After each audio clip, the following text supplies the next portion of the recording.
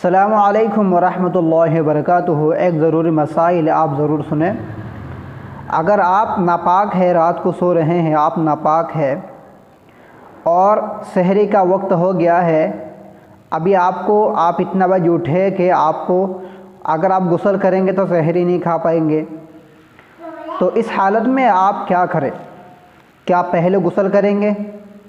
क्या करेंगे? इसके मुतालिक आप ज़रूर सुने।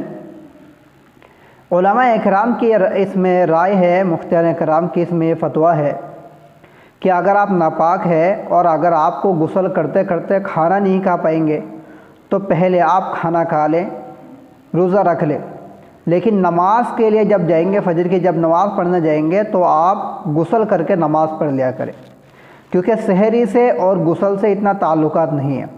इसीलिए आप पहले सहरी खा लें, फिर जब नमाज के लिए जाएंगे तो आप गुस्ल करके जाए।